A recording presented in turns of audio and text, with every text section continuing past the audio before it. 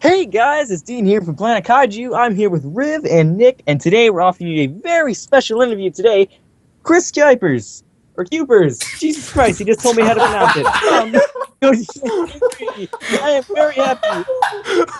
The one time Dean contributed to a video. Anyway, as he said, we're here with Gojifan Fuck. 93 fireworks and No, you everything got to do that going again. on. No, we don't. Wait, what?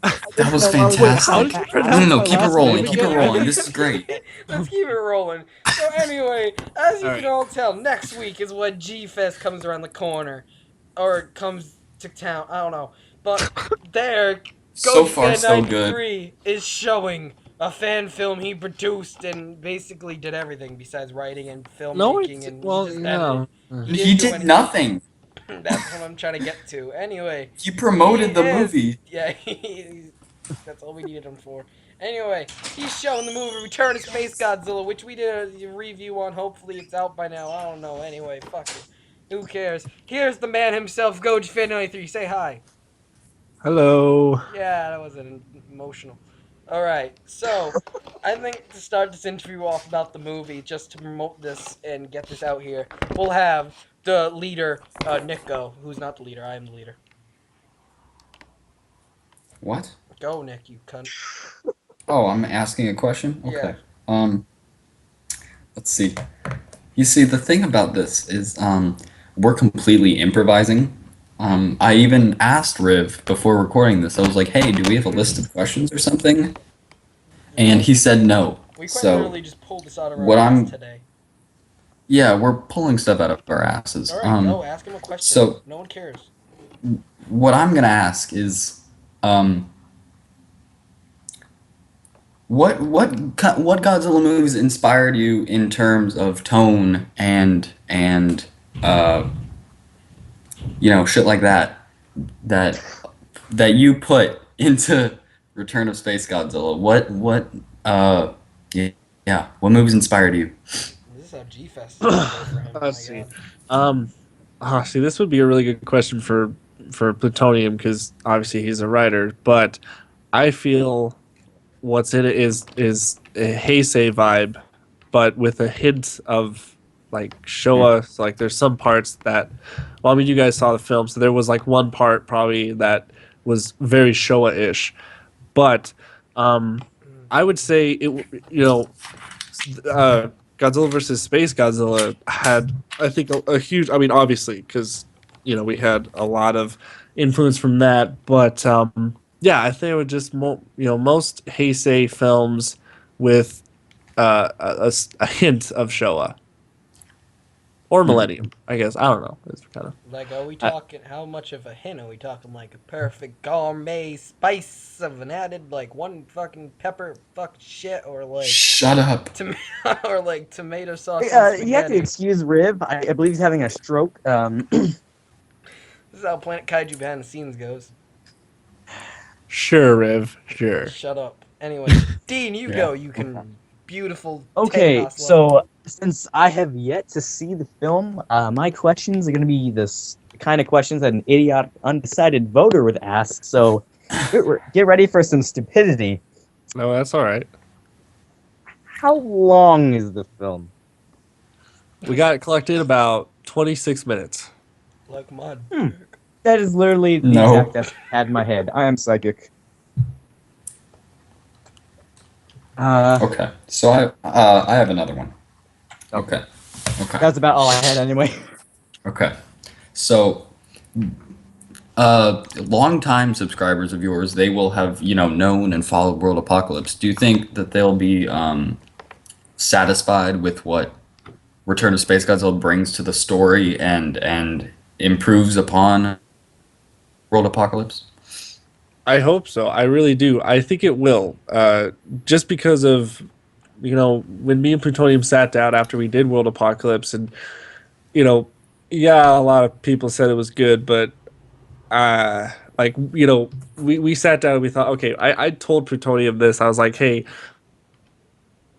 I don't want to do another, because he told me that there was a trilogy plan, and I told him that I don't want to do another one that's going to involve Unleashed gameplay, because first of all, it was really hard to do a scripted fight with gameplay, because you're completely at the mercy of what the game wants to do. So like, I told him like we got to get like let's try and do animation, and he was like on board with it. So that right there, I think just having animation with being able to create our own choreographed scenes really, I think, will upgrade from what the first film did, and I think a lot of people are going to appreciate it. And that's probably why the film has taken so long that it has. Because if we would have used Unleashed footage, it probably would have been out in a month compared to the first, like next to the first one. So, also, I think when it does come to story wise, we put a little bit more into the story. The final cut, though, has a lot of cuts and edits that the original script didn't have, which some were good, some edits were really good, and some edits were needed. But some edits were kind of just at the sake of trying to get the film done, because at this point, we really just wanted to get it done because we wanted people to see it. So, but I think a lot of people are going to, as longtime subscribers, are going to enjoy it, just because of the upgrades that we have done for the film. All right, I actually have a question. Obviously, World Apocalypse caused a huge fan film craze. Like, every single Godzilla YouTuber and their fetus was making a film. Now, do you think Return of Space Right. Godzilla being a better film, it should be, I'm not going to give anything away, do you think that it will cause another fan film craze, or at least have somewhat of a face in terms of the whole fan films coming out, obviously with Heritage coming out?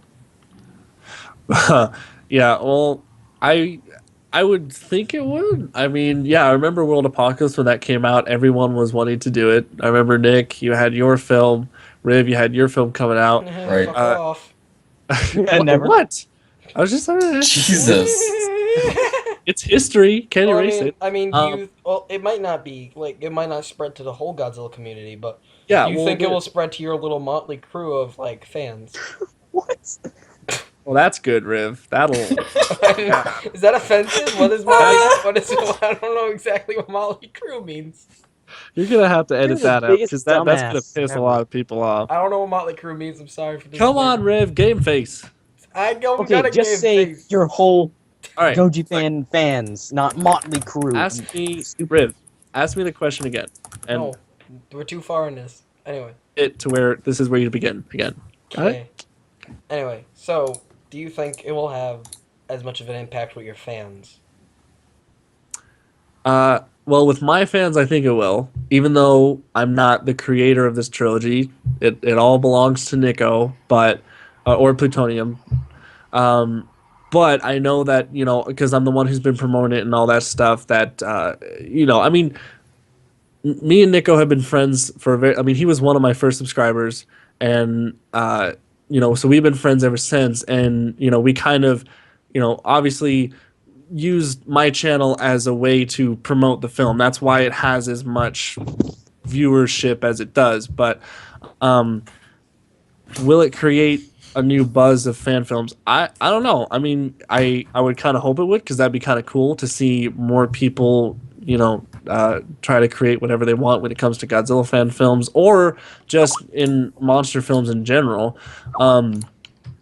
But trying to make their own. But I think when it comes to compared to like Billy Dubos's Godzilla Battle Royale and the new upcoming Godzilla Heritage, I mean, it's not even in the same caliber of those films. Those films actually have like money put into it, and gosh, I mean, Billy Dubose worked on this for like 4 hours or 4 hours. 4 hours, totally. Yeah, 4 hours. No, no, no, no, no, no, no, no, no. 4 years of working on that film, and I know he put money into it and all that stuff. And Godzilla Heritage they're on their second Kickstarter. So yeah, those films are like in the high caliber of it. So I think where Return of SpaceGodzilla stands, I think it would inspire maybe a lot of MMD animators and maybe some source filmmaker animators that they'll look at it and be like, hey, we can maybe, do something like this because it's pretty cool. And there's already stuff like that right now. There's actually a lot of people that are using, like, MMD and source filmmaker are really starting to get popularity when it comes to Godzilla animations that I've noticed. So, yeah, I mean, I would hope it would. I'm not sure though if it would create a big buzz, but I would kind of hope it would. You talked about heritage and Kickstarter, obviously, with the amount with your fan base per se. Have you thought about using crowdfunding platforms to fund a third film? My issue when it comes to crowdfunding, like with when money's involved, that is a whole new responsibility that you need to provide for your viewers. That if they're paying for something, you better deliver. Like, you better make something that's good. So like when it comes to Godzilla Heritage, they're gonna make something good because money's being put into it. People are donating their hard-earned money for this, and I feel like if me and Plutonium, I feel like with the resources we have at this point, I don't think it would be a wise idea to ask money for it. I mean, I know that I could probably just put out like, hey, we want to make the third film really good. We want to make it like the animation just really good and all this stuff. But when it comes to money, it just kind of I'm kind of like afraid of it in a way because I just don't want to let people down when they've paid for it. Because that's like because it's a big thing, people, it takes a lot for someone to donate to you, and if they do that, you really better put something good out there, which is why like YouTube, people watch it for free. They don't need to pay to watch your stuff, which is why YouTube videos are what they are, which is like when it comes to my videos or Plutonium videos, they're not, like super high quality, but they're just for fun. But if I was getting like crowdfunding and like full big paydays and stuff for this, I mean, I would be wanting to put so much effort into each and every single video that I do. And when it comes to a fan film, you bet I would be like fully making like really good script, really good effects, really good everything, so that the money shows, like the budget went to really good things. So I think for right now, we don't have any plans on doing that. We want to keep it a free thing so that we can still have that room for error and learn from those mistakes, because there's a lot from Return of SpaceGodzilla that we've learned that we're going to apply to the third film to make it better. But I think right now we're just going to keep it at a $0 budget. Another thing I have, about what, maybe 2/3 of the way through production, MMD Charizard left Return of SpaceGodzilla. Yep. Could you talk more about that, and maybe if there were any other tense moments throughout production? He's going deep into yeah. this person's shoe. Wow. Yeah, well, I like this question. I'm not gonna. There's first of all, I want to make it very clear that MMD is still in good terms with me and Plutonium. We still keep in contact. We still talk to each other. I still am subscribed to his channel. I still like his content. He just didn't feel that he could provide what we were asking for him to do, because 2/3 into production, me and Plutonium really started to get more serious about the film. So we wanted the animation to be really good, especially with the monster scenes, because obviously that's what people are really going to be excited for. And MMD, he's mostly a comedic animator. If you see his videos, a lot of them are funny videos. They're random Gmod kind of funny stuff like that. So he told us, he was like, hey, I just don't feel like I could make something that is serious, that would be good for you. So that's why he left. But we are still in good terms with him, because he still gave us a lot of help. He did a couple scenes with MMD, but he also helped us with the models, with the skins of the characters. Like when it came to SpaceGodzilla, his original texture was purple and green, and for some reason we got a lot of feedback that looked like Super Godzilla, so we changed it to this new to what it is now, to where it's this blue and yellow color scheme. And he did that for us, along with, I'm going to give credit to Gorosaurus65, which is on DeviantArt. He also helped us with doing some texture. He's kind of like the unsung hero. Like, not a lot of people know that he was a part of the film, but this guy here on DeviantArt, Gorosaurus65, he did a lot of the textures for the models. So So yeah, MMD is still credited in the film, of course, and we're still on good terms with him. Any other tense moments we had during production was, probably when I told Plutonium that I didn't want to do a second one if it was going to be the same as World Apocalypse. I just was like straight out with him. I was like, I don't want to do this again if it's going to be like that, because it wasn't really fun, to do World Apocalypse like that. It wasn't fun. It was very rushed, and that's why it is what it is. So, but any other tense moments was probably when I contacted, oh gosh, what's his name? The film festival coordinator of G-Fest, and I contacted him saying, hey, we have our film here. It's not finished yet, but could we enter it in? And he said, sure. And that's when I had to go to the whole team, and I had to tell them, hey, could we possibly get this done by the end of May?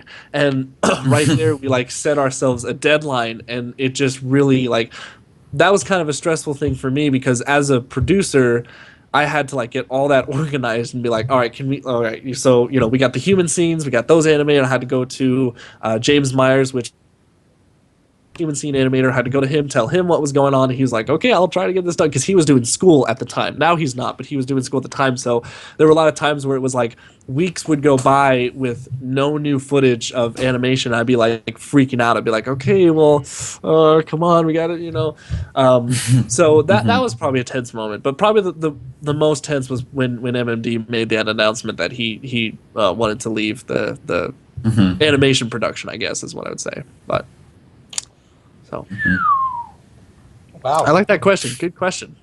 All right. So, I guess I want to ask, what was your thoughts when you wanted to get all those voice actors when you were auditioning them? Did you get any bad auditions? Were cringy? You don't have to say their names, but were there some? Yeah, I mean, we, once again, that rush production of writing the script, Plutonium writing the script, probably a year before when we got the voice actors, that was, it was a couple months after the script was done, and we got the voice actors there. We did the script, but we did the thing that I hate. When it comes to the third film, that's one thing that we're going to learn, is we did each character separately. We did each person through a Hangouts, and they read their lines, whatever. This is not the best way to do it, because no one else is in the room to react to what the other person's saying. And so if you just have one character that's saying their lines, thinking of what the other characters are reacting to, it kind of sounds unnatural in a way. And that's one of the things about the final product that kind of bugs me, but we can't really, it's too late. And that's one of those things we're going to fix in the third one. But when I got all the voice actors, I was super excited. I was super excited to get Richie on it. We got Rob from ETN on it. Rob did he was one of the best. He really had fun with it. Definitely. I loved his character, and there's something that I want to save maybe to the end of. So when the film comes out, hopefully someone will ask this question. I can answer it. But who else? Danielle Faye. Okay. She voiced two characters. She voiced Lieutenant Amy, which was one of the female army people, and she did the Vortac Queen. And oh my god, she nailed that voice. I can't wait for you guys, the viewers here, because I know you two have already seen it. I can't wait for the viewers to see that character, because she brought so much. Basically what I told her this. I was like, okay, here's your motivation. You're evil, right? And you want to take over the world, and I gave her a shot from Godzilla Save the Earth when the Vortac Queen's on the screen and she says her spiel. I told her, that's what I want you to be, right there. And she nailed it. She was perfect for it. And we are going to, I think she will agree, to bring her back for the third one. So she was my favorite out of the cast. And then there's two other characters that I voiced. I only had one line this time, thank God, because the first film I was like this older guy, and yet it was a younger, like my younger voice or whatever. So that was really bad. Wait a So minute, wait a minute. You're in the film? What? I am. I didn't am know that. actually. Wait a minute. Yeah, When? I What? Yeah, have I have one line, but what I did was I kind of edited my voice to make Oh. it sound older, but it kind of sounds weird at the same time. But I hope it kind of blends well. It kind of does it. It's just one of those risks you have to take. But and then Plutonium also he did like I think he did one line as well. So you guys can kind of like if you when you watch the film you can hear for our voices and they're characters that you wouldn't think. They're like kind of extra little characters. So kind of like directors and producers like as cameos in their own films. That's kind of what we wanted to do Right. here. Buff So off, just for Steve. little shits and giggles. So but yeah, I had a lot Yeah. of fun getting the voice actors together and getting all that set up. It was really hard though because scheduling wise was just terrible. Everyone had their own schedule and it was like, oh my god, when we got to do this. But yeah, so So, this is a question. After everything that you've put into this film, after the blood, sweat, and tears, the wars, the agony, that's for sure. yeah, are you fully 100% no regrets, no remorse, satisfied with this film? You know, as I I don't want to say I regret some things, but there are things that I want to learn from this experience because I myself want to be a director. I want to be a producer. I want to create things in the future like big productions like this. And this is kind of my first step into doing that. Even though it's really small, everyone has their first little step and this was a really good learning experience for me on what really goes into making a movie. And you know, there are certain things about the film that I had to cut when I edit it because I'm also the editor of the film. So there were things that were cut that I wish could have been kept in, but it was just the way that the timing was and the way that the deadline was. And some of those things just didn't work. But overall, I am very happy with the product. I'm very proud. I'm very proud to say that I've helped with this, and I'm very proud of the crew. Like especially the animators, they really are the stars of this whole film because they cranked that out. I mean, like you have 5 to almost 10-minute scenes of pure animation. That's really hard to do under a time limit of like when G-Fest is coming around. So I mean, when you have to go to your animator and you got to say, hey, we got like 3 fight scenes or whatever, and that has to be done by the end of May. That's really tough. That's a lot to do, especially when you're not paying them. Like none of us are being paid for this. So this is all out of like the kindness of their hearts and the passion of being the fans of this to actually do something like that. So, truthfully, I'm very happy with it, but there are things that I will take into consideration with learning and to apply it to the third film. So I'm curious. In terms of pre-production, when Nico was writing the movie, you weren't super active into it, right? But I assume you knew a little bit of what was going on. Were there any like major story changes throughout production, or like big rewrites or something, big plot points that were cut out from the final film? Was any of that in production?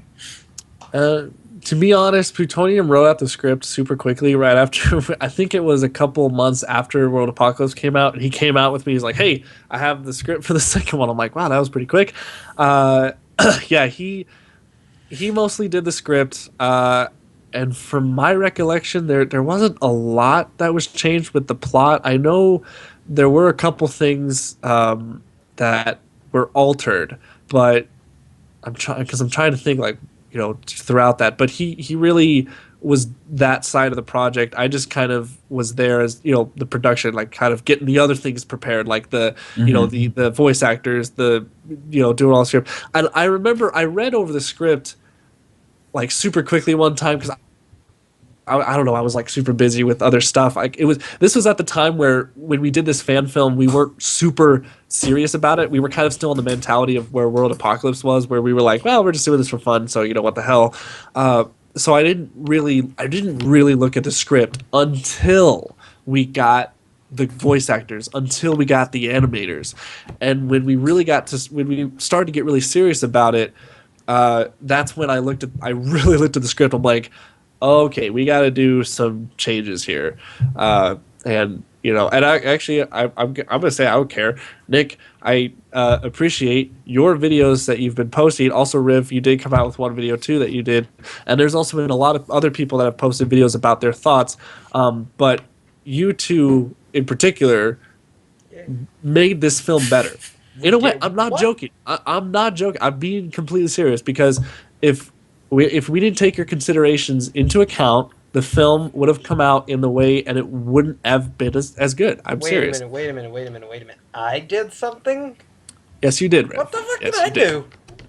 do? You had that thoughts video. But I didn't. What? I mean, it was really early, but it was still consideration. I take everything, because I've watched like every single video that has had to do with Return of SpaceGodzilla when it's someone else talking about it.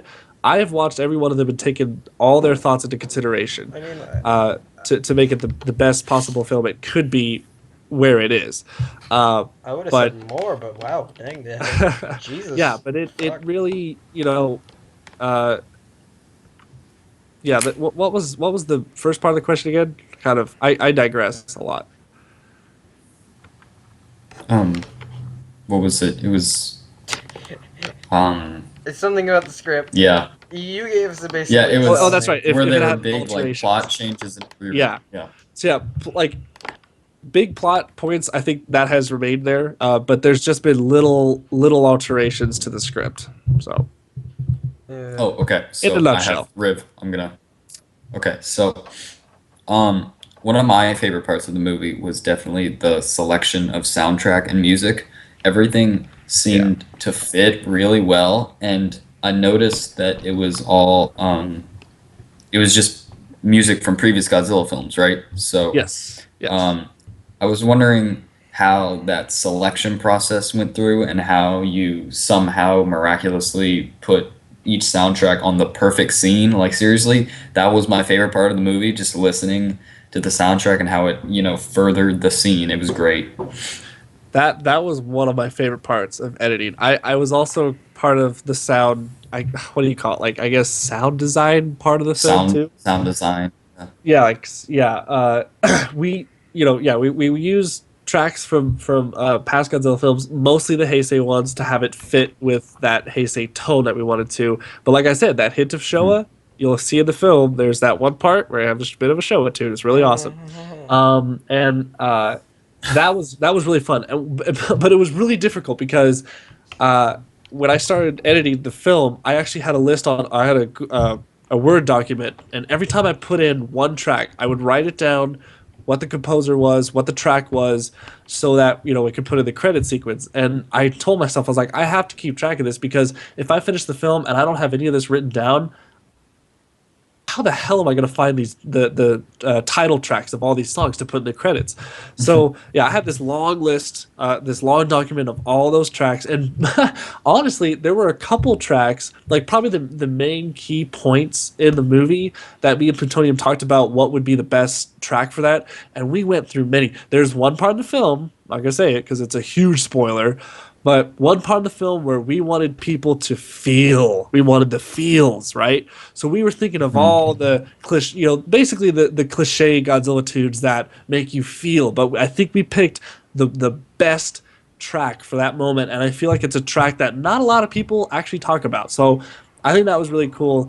But the other little tracks, like when it comes to like the humans talking scenes or whatever, those I literally just went through my perfect soundtrack collection, 15th anniversary, because I have like all those box sets, and that came in really handy because I had all those like extra little bits of the compositions that they did. All it was just kind of like going through and picking like, okay, well, let's see what Godzilla versus Mothra has for us here. And I just went through and just picked and like heard the tune. I was like, okay, maybe that might work. And I laid it down on the video and saw if it like fit, if it matched. And what I came up with was, I feel, the best soundtrack that we put in this thing. So, and also we do plan on, Plutonium's been talking to me to actually release a soundtrack video with the whole soundtrack on it, just as the soundtrack. It's so just like, okay. hopefully we don't get copyright up the ass with that, but Yeah. we'll probably put it on Daily Motion. And a quick follow-up to that. Have you, for the third, possibly considered maybe an original soundtrack or something like that? It's actually interesting you bring that up. I actually still, actually, it's funny, Plutonium, if you're listening, I haven't even told you this idea yet. I would love to have an original soundtrack. I would love to find someone who can make us music, who can give us an original soundtrack. I would love to do that. I think that would just be one more thing that we can upgrade from this film, and I feel like it would just make the film feel more its own, you know. Right. So yeah, I would love to have an original soundtrack for the third one. All right, and I think this is going to be a final question, and this is going to be a tough one to pick because we have so many questions for you, and that is, we gotta pick one that's close to home. I really don't know. Do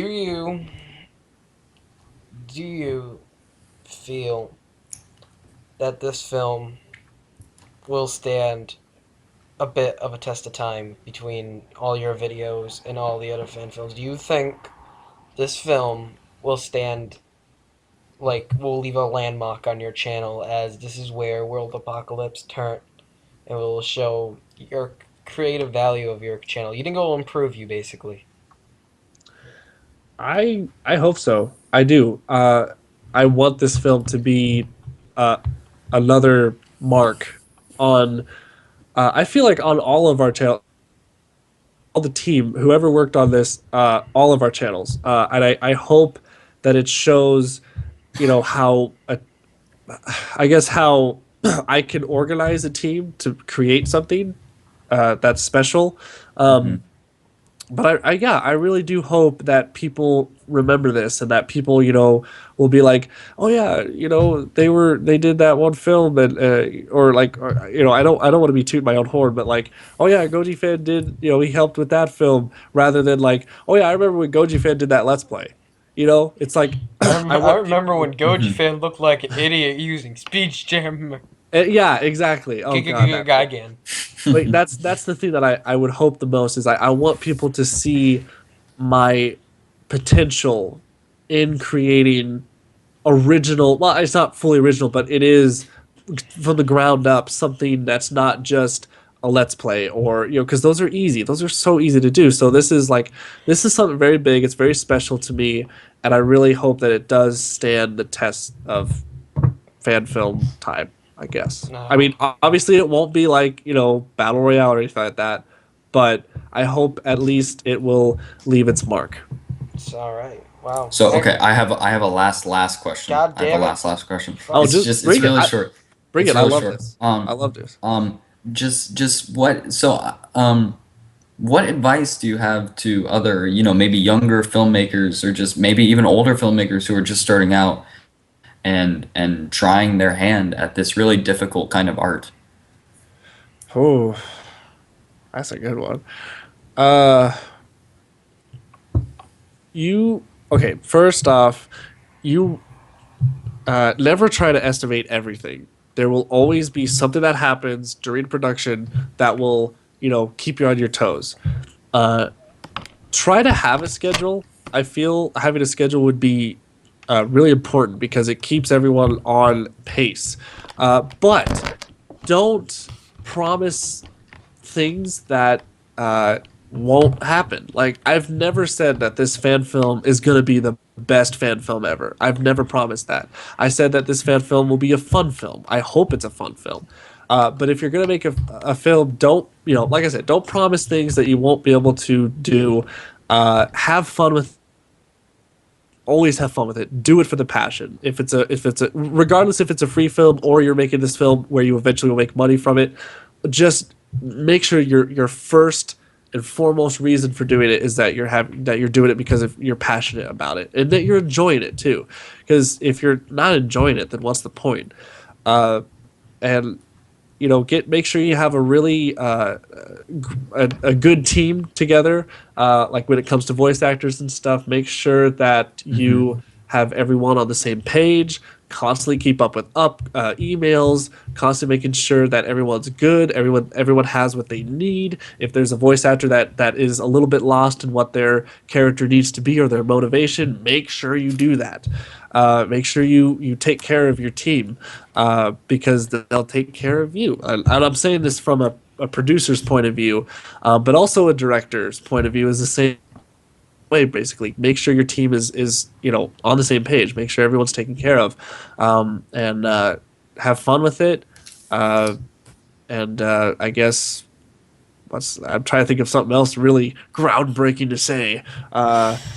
Just yeah, I mean it's a fun ride. It can be stressful, and hey, if you can manage to get your film shown at a convention, do it. So, Drive them and hold them at yeah, gunpoint. exactly. So because it'll be a really, that'll stress you out alone. You'll be staying up late nights thinking, oh god, like this is going to be a live audience. Because that there's a huge difference between publishing a video and people seeing online and getting comments and then actually seeing live reactions like there. It's different and it's much more scarier because then people can give you direct, like you can see their faces. Like if they're not liking it, oh, they will show you. But online they can't. All they'll do is like dislike it or whatever. And that's just like, okay.